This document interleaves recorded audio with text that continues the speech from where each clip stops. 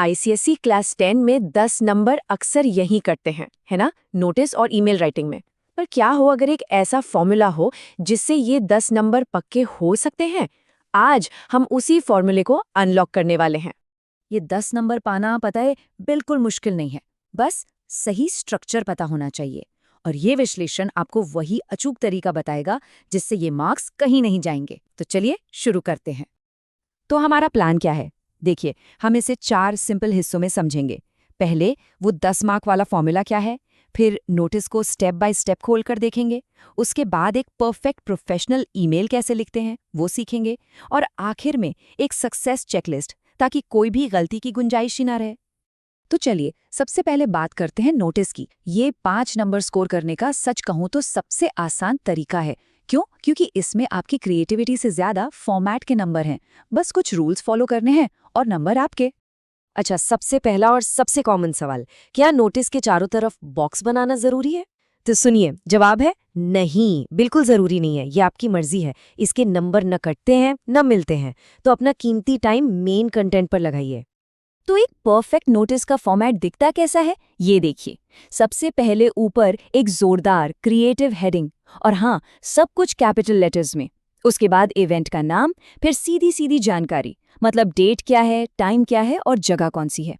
फिर आती है बॉडी, मतलब मेन बात। और आखिर में जिन्हें हिस्सा लेना है उन्हें अपना नाम किसे और कब तक देना है। बस एक लॉजिकल फ्लो है। अब ये लाइन देखिए, ये ना एक तरह की मास्टर की है। आप इसे रट लीजिए। All peoples of classes 9th and 10th who wish to participate. इसे आप लगभग हर नोटिस में फिट कर सकते हैं। बस इवेंट और टीचर का नाम बदल दीजिए। इससे एग्जाम में सोचने का टाइम बचता है। हाँ, बस एक चीज का ध्यान रखना है, नाम जमा करने की जो तारीख है वो हमेशा इवेंट की असली तारीख से पहले की होनी चाहिए। कॉमन सेंस वाली बातें है ना। एक अच्छी हेडिंग नोटिस में जान डाल देती है, लेकिन एग्जाम के प्रेशर में अच्छी हेडिंग सोचना मुश्किल काम है ना? इसीलिए हमने आपके लिए एक हेडिंग चीट शीट ही तैयार कर दी है। बस इन्हें याद कर लीजिए और एग्जाम में टाइम बचाइए। जैसे मान लीजिए आर्ट कंपटीशन है, आप लिख सकते हैं ब्रश स्ट्रोक्स या कैनवस क्रिएशंस। अगर डिबेट है तो वॉर ऑफ वर्ड्स या द बिग डिबेट कैसा रहेगा? ये हेडिंग्स तुरंत ध्यान खींचती हैं। और याद रहे, ये सब हमेशा कैपिटल लेटर्स में। इसी तरह अगर कोई म्यूजिक इवेंट है तो सिम्फनी ऑफ सोल्स सोचिए, स्पोर्ट्स के लिए रेस फॉर ग्लोरी। और अगर कोई चैरिटी इवेंट है तो हेल्पिंग हैंड। इन हेडिंग्स को बस दिमाग में बिठा लीजिए। एग्जाम में ये आपका काम बहुत बहुत आसान कर देंगी। तो ठीक है, नोटिस के 5 नंबर तो पक्के हो गए। अब आते हैं बाकी के 5 नंबरों पर, यानी प्रोफेशनल ईमेल्स। इसका भी एक फिक्स्ड स्ट्रक्चर है। अगर वो समझ लिया तो पूरे नंबर मिलना बिल्कुल तय है। ईमेल शुरू करने से पहले सबसे जरूरी नियम, आपका पूरा ईमेल एक ही पेज पर आना चाहिए। अगर जरा सा भी दूसरे पेज पर गया तो नंबर कट सकते हैं। ये बहुत जरूरी है। तो लिखने से पहले दिमाग में एक छोटा सा प्लान बना लेना है।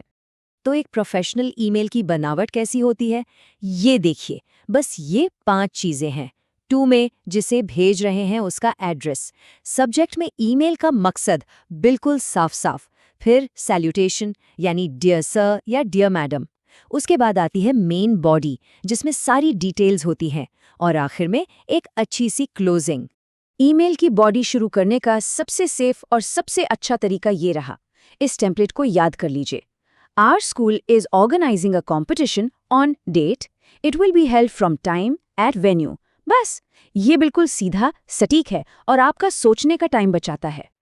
अब देखिए, आईसीएसई में ज्यादातर 2 ही तरह के ईमेल आते हैं। या तो आपको किसी को जज बनने के लिए बुलाना होता है, या फिर किसी दूसरे स्कूल से टीम भेजने के लिए कहना होता है। जज के लिए ये लाइन इस्तेमाल करें, we would be highly obliged if you could be the जज फॉर द इवेंट।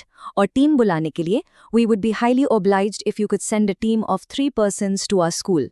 बस इन्हीं 2 में से एक होगा। और आपकी आखिरी लाइन भी आपके रिक्वेस्ट से मैच करनी चाहिए। अगर आप किसी जज को बुला रहे हैं तो आप उनकी प्रेजेंस यानी उनकी मौजूदगी का इंतजार करेंगे, है ना? लेकिन अगर आप एक टीम को बुला रहे हैं तो आप पहले उनके आंसर यानी उनके जवाब का इंतजार करेंगे। ये छोटा सा फर्क है पर बहुत जरूरी है। और अब आते हैं बिल्कुल आखिर में, प्रोफेशनल साइन ऑफ पर। सबसे पहले एक लाइन छोड़नी है, फिर लिखना है थैंकिंग यू। उसके नीचे योर्स फेथफुली। फिर आपका पूरा नाम, आपका डिजिग्नेशन जैसे हेड बॉय या हेड गर्ल और आखिर में आपके स्कूल का नाम। इस ऑर्डर को हमेशा हमेशा फॉलो करना है। तो अब जब हमने नोटिस और ईमेल दोनों के फॉर्मेट को अच्छे से समझ लिया है, तो चलिए एक फाइनल चेकलिस्ट देख लेते हैं, ये पक्का करने के लिए कि हमारे पूरे नंबर आए। तो एग्जाम हॉल में जाने से पहले ये 10 नंबर वाली चेकलिस्ट दिमाग में रखनी है। पहला, नोटिस की हेडिंग हमेशा कैपिटल लेटर्स में। दूसरा, नोटिस का बॉक्स जरूरी नहीं है, आपकी मर्जी है। तीसरा, ईमेल सिर्फ और सिर्फ एक पेज पर। और चौथा, डेट्स, नाम जमा करने की तारीख हमेशा इवेंट की तारीख से पहले। बस ये 4 नियम आपके 10 नंबर बचाएंगे। तो एक बात याद रखिए, इस सेक्शन में अच्छे नंबर लाने का राज आपकी जबरदस्त राइटिंग स्किल में नहीं, बल्कि रूल्स फॉलो करने में है। बस फॉर्मेट को पकड़कर चलिए और नंबर अपने आप आएंगे। कुछ नया सोचने की जरूरत ही नहीं है, बस दिए गए स्ट्रक्चर पर टिके रहना है। It's that simple. तो क्या आप एग्जाम में जीत दिलाने वाले ऐसे ही और मजेदार विश्लेषणों के लिए तैयार हैं? अगर हाँ, तो स्टडी स्लाइड यूट्यूब चैनल को सब्सक्राइब करना मत भूलिएगा, ताकि एग्जाम की तैयारी का कोई भी जरूरी सेशन आपसे मिस ना हो। हमारे साथ जुड़ने के लिए धन्यवाद।